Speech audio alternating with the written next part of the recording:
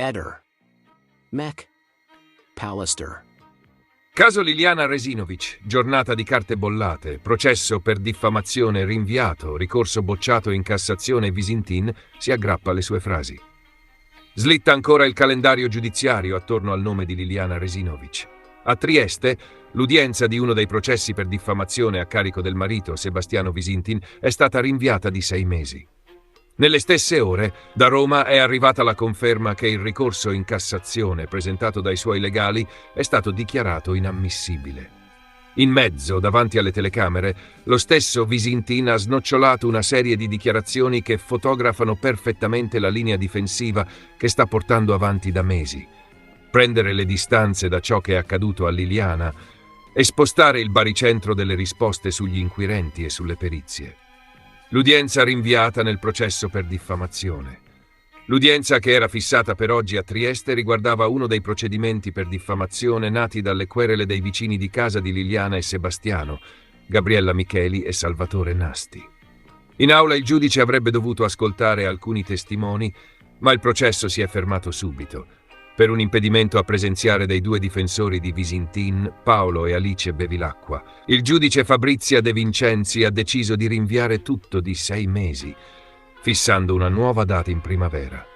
Si tratta di uno dei filoni paralleli al fascicolo principale sulla morte di Liliana. I vicini accusano Visintin di averli tirati in ballo in alcune trasmissioni televisive, con allusioni pesanti sul fatto che si sarebbero introdotti in casa sua, forse prendendo le chiavi e sapendo più di quanto hanno sempre raccontato sulla scomparsa della donna. Da quelle frasi è nata la querela e il successivo rinvio a giudizio per diffamazione aggravata. Tutte le dichiarazioni di Sebastiano davanti ai giornalisti. All'uscita dal Palazzo di Giustizia, il marito di Liliana ha deciso di parlare a lungo con i cronisti. Il nucleo del suo messaggio è molto chiaro. Ciò che è accaduto a Resinovic, secondo lui, non sarebbe in alcun modo riconducibile al suo comportamento. Per prima cosa ha ribadito il concetto che ripete ormai da tempo. Quello che è successo a Liliana, a suo dire, non dipende da lui, e le risposte su che cosa sia realmente accaduto spetterebbero esclusivamente agli inquirenti. È la frase con cui prova a marcare un confine netto tra la sua figura e la dinamica della morte della moglie. Subito dopo ha insistito su un altro punto. Ha detto di non essere per nulla preoccupato perché, nella sua versione, non ha niente a che fare con la scomparsa di Liliana. Ha ricordato che ancora oggi non esiste una verità condivisa sulle cause del decesso e ha rimarcato come, a suo avviso, non sia stato chiarito se la moglie si sia tolta la vita o sia stata uccisa. Visintin ha poi tirato fuori un elemento che riguarda i primissimi giorni dopo la scomparsa. Ha raccontato che, appena sparita Liliana, gli investigatori gli avrebbero detto di non farsi illusioni, perché l'ipotesi su cui lavoravano era quella del suicidio. Ha aggiunto che in casa si sarebbe cercata anche una possibile lettera di addio, che però non è mai stata trovata. È un modo per ricordare che per lungo tempo la lettura ufficiale non era quella dell'omicidio, ma quella di un gesto volontario. Sul piano strettamente processuale, ha definito l'avviso di garanzia ricevuto dalla procura come un atto legittimo. Secondo lui è normale che in una vicenda del genere il marito venga iscritto nel registro degli indagati. Ha però sottolineato che adesso tocca ai magistrati dimostrare un'eventuale responsabilità a suo carico.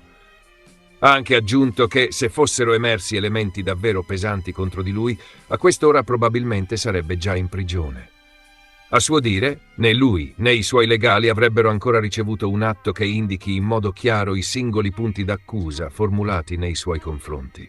Visintin è poi tornato sul tema, ormai centrale, delle perizie medico-legali. Ha ricordato che esistono 2 elaborati che portano a conclusioni opposte sulle cause della morte di Liliana. Uno che propende per un quadro compatibile con il suicidio, l'altro che parla di morte violenta per asfissia. Ha spiegato che, proprio per questa contraddizione, la difesa aveva chiesto di poter fare una terza perizia, una sorta di superperizia, che mettesse ordine tra le versioni contrastanti. Secondo la sua ricostruzione, però, questa richiesta non è stata accolta. Infine, ha commentato la posizione del tecnico anatomico Giacomo Molinari, finito a sua volta sotto indagine dopo un esposto presentato dal fratello di Liliana, Sergio Resinovic, in relazione alle dichiarazioni sulla frattura della vertebra T2 e sull'ipotesi che quella lesione possa essere stata causata durante le operazioni sul corpo. Visintin ha detto che questa vicenda gli dispiace, perché a suo avviso Molinari avrebbe solo cercato di portare avanti le proprie valutazioni tecniche e qualcuno non avrebbe gradito le sue conclusioni.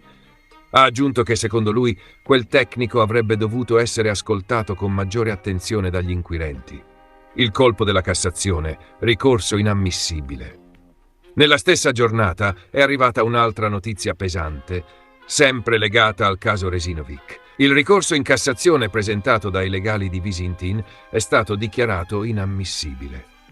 All'uscita dall'udienza sul fronte diffamazione, interpellato proprio su questo punto, Visintin inizialmente ha spiegato di non aver ancora ricevuto comunicazioni ufficiali. Ha detto che della questione si occupa il suo avvocato e che lui cerca di stare il più possibile fuori da queste dinamiche tecniche, quasi a voler separare la propria vita quotidiana dal frullatore giudiziario che lo riguarda. Poco dopo, però, in una trasmissione televisiva, ha confermato che il ricorso è stato effettivamente respinto. Ha ammesso di non averla presa bene e ha definito il lavoro fatto dai suoi difensori un'occasione persa. Nella sua lettura, quella strada avrebbe potuto offrire risposte più precise e chiare su alcuni punti controversi del fascicolo. Ha aggiunto di sperare che la vicenda non si fermi qui, lasciando intendere l'intenzione di continuare a cercare spazi di manovra anche sul terreno delle perizie. L'oggetto del ricorso riguardava proprio la richiesta avanzata dalla difesa di un incidente probatorio per ottenere una terza perizia medico-legale sul corpo di Liliana. L'idea era quella di sottoporre nuovamente il caso a un collegio di esperti per sciogliere il nodo tra le prime due autopsie che avevano prodotto letture opposte. La decisione della Cassazione di non aprire questa porta, almeno per ora, chiude uno dei canali su cui Visintin sperava di far leva per rimettere in discussione gli atti tecnici più recenti. Nel frattempo resta il quadro processuale già noto. Il marito di Liliana è tuttora l'unico indagato per omicidio nella vicenda della moglie, scomparsa da casa il 14 dicembre 2021 e ritrovata senza vita il 5 gennaio 2022 nel boschetto dell'ex ospedale psichiatrico di San Giovanni. Il parallelo con il caso Segre, quando l'odio e la diffamazione finiscono in aula. Mentre a Trieste si discute di diffamazione, perquisizioni in casa e perizie medico-legali, a Milano un'altra aula di giustizia ha affrontato un tema diverso ma strettamente imparentato: il peso delle parole quando diventano odio.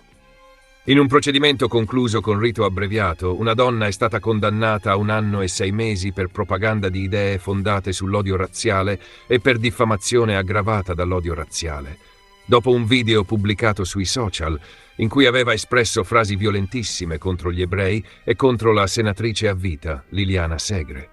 Nelle motivazioni, il giudice ha spiegato che quelle espressioni assumono un significato ancora più riprovevole, perché rivolte a una persona che è sopravvissuta allo sterminio degli ebrei e che, nell'immaginario collettivo, è diventata una voce autorevole sulla memoria della Shoah. In pratica non sono solo parole offensive, sono colpi inferti a una figura che incarna, per la storia che porta addosso, un pezzo della coscienza pubblica. In una singola giornata, quindi, i tribunali hanno messo a fuoco 2 piani diversi ma complementari.